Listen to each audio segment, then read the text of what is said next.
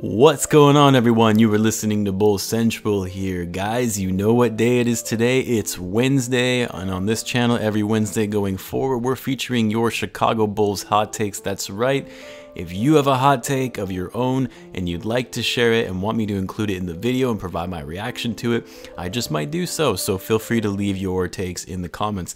Keep in mind, I'm only including actual hot takes, or I guess what I feel are hot takes anyway. It has to be something that is a bit unconventional or controversial that maybe most people wouldn't necessarily agree with. So if you type something like your hot take is Zach Lavine is the best Bulls player, no, to me that isn't a hot take. That's probably a consensus opinion. Sure, there might be some who disagree, but the majority of folks would agree with that statement that Zach is our best player.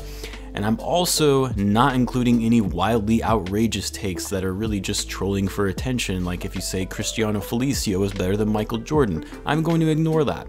So try to be serious with your takes, make it fun and interesting. And guys, I really do make this channel, I want to make it more fun and engaging. This channel isn't for me, it's for you guys, the viewers, so I hope you like it. And let's kick it off with the first one, and this one comes to us from Zach. And this actually came through in last week's video, the hot take video that I made, and it is Otto is the second best player on the Bulls when healthy. And the reason I like this one is because when he said it, initially I was like, what? Who would think that? But then when I stopped and thought about it a little bit more, I kind of had a hard time disagreeing with the take, because here's the thing. He did preface when healthy, and when Otto is healthy, he is a solid player. I've said it on this channel multiple times, but people forget that Otto Porter is actually a great basketball player. Not an all-star level player, but a good player. It just, you know, it's always clouded by the fact that he's overpaid because the Wizards are dumb and don't know how to negotiate contracts with agents, just like how they gave Davis Bertans a ridiculous $80 million. But guys, he's a former number 3 overall pick. He was the third option on that Wizards team with John Wall and Bradley Beal. He is a good player. And on top of that, he's in a contract year, so he's going to be playing his best basketball to show he deserves another big payday. So is he the second best player on the Bulls?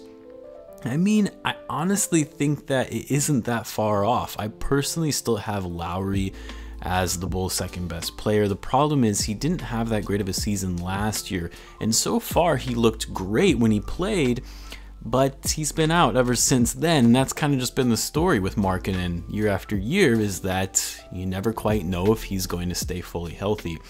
So as a result, it's hard for me to put him ahead of Otto. Otto so far has been averaging just shy of 15 points per game, 6 rebounds, 2 assists, and a steal on efficient shooting. So yeah, Zach, I kind of have to agree with you on this one. Okay, next up we have Bailey Pohl, and this hot take is when everyone is healthy, besides Otto Porter, Daniel Gafford is the best player off the bench. So Bailey, not sure if you've been following this channel for a while now, but if you have, you would know that I am a huge Daniel Gafford fan. I said in my awards video that Gafford would be the Bulls' most improved player. I've said I think this guy is highly underrated and needs to be playing more minutes. So I'll admit I'm a bit biased. Initially when I saw this, I was like, oh yeah, no question, Gafford is the best player off the bench. And we'll just include Otto in the starting lineup since, you know, he is now for the time being. And then I had to take a step back and I put my objective glasses on, and although I think there is definitely a strong case that Gafford is the best player to come off of the bench, just because of the energy and the hustle he provides, you can tell the team feeds off him. He's a great rim protector, and he's also a beast at getting offensive rebounds and putting it back up, but there's also a lot of holes in his game, one being that he doesn't have a jump shot. His post-up game needs to be improved a bit, but all in all, there is a legitimate case that he is the Bulls' best bench player. Again, this assumes Otto is starting. But I'm gonna go with the best player, all-around player off the bench, and I've got to give that to Satoransky, just because he's a great veteran presence that knows how to play make. He knows how to run the floor well. He's a decent shooter and an okay perimeter defender. And even Thaddeus Young has looked great so far this season coming off the bench. I wouldn't have said that last year, but that's also because Jim Boylen sucks. Okay, next up we have got Noah Felton, and his hot take is Patrick Williams is averaging 15 points, 7 rebounds, and 3 assists with a block for his rookie season. Oof. Noah, my man, I'm not seeing this one as doable. I love the optimism, don't get me wrong, and it would be incredible if Patrick could pull this off and finish the season somewhere even within that range. But let me lay out why, where he's at right now and what he's up against. Currently, in his first 7 games, he's averaging 9.6 points per game, 3.3 rebounds, 1 assist. The only one he's already matched is that 1 block per game, but he's actually 1.1, which is very decent for, especially for his age. Now keep in mind, you've got 2 ball dominant guards who love to score the ball in Zach Lavine and Coby White.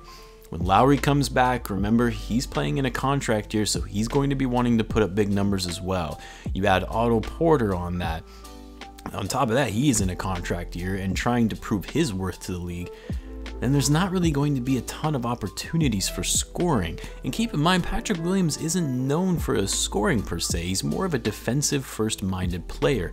Now, obviously, the hope is he'll develop into a two-way player, but that will take time. So 15 points per game, I think, is highly unlikely.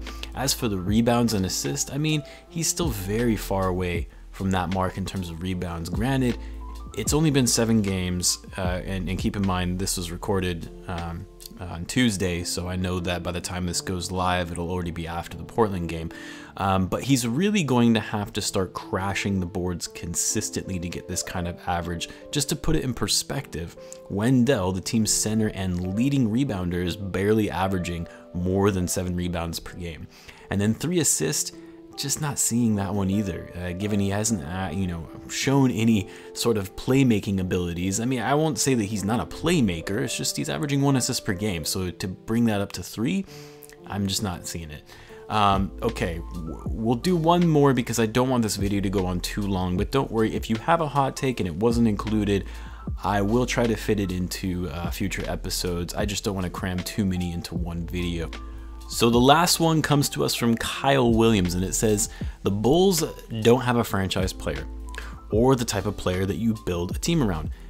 And honestly, Kyle, I kind of agree with this take. Now, I know in my last poll question, I asked who you guys thought the Bulls should build their future around and listed 4 players: Zach Lavine, Lauri Markkanen, Coby White, and Patrick Williams. So you're probably thinking, well, clearly that means I think one of these guys is a player that we build our franchise around. And no, not really. Yesterday's video, I actually discussed the results of the poll and my thoughts on it. And although I said I would likely take Patrick Williams, it was really more of a, well, if I had to choose between the 4, he's the most likely that I would go with, just based on his age and his upside potential. But if I'm going to be honest, yeah, I agree. I'm not sure the Bulls do currently have a franchise player you build around. I know people don't like it when I say, that because it implies that Zach isn't that guy. But yeah, I'm still not seeing it. As great as he is, I still don't think he's a franchise player, a #1 option on a title contending team. I said I would give it this year for him to prove me otherwise, and it's still early in the season, but so far I'm not quite seeing that from Zach. He's improved his defense somewhat, but his overall decision making, particularly in the crunch time, is questionable to me. And yes, I know he's a great scorer and can put up an amazing stat line, but for me, I need to see a guy that makes his teammates better. And I'm not seeing that with Zach. It's not all his fault. It shouldn't be all on him. The players have to work hard to better themselves, but a franchise player, a leader, a guy you build your franchise around has to show up and lead his team in making them better as a whole, which then translates into winning. Anyway, guys, that's what I've got for you today in this edition of Wednesday Hot Takes. Don't forget to leave your hot take in the comments if you want yours to be included in future episodes. Also, don't forget to subscribe if you want to be included in the drawing for a chance to win a $50 gift card to the NBAstore.com. All you have to do is subscribe and you'll automatically be entered. Thanks again, guys, and I will catch you in the next one.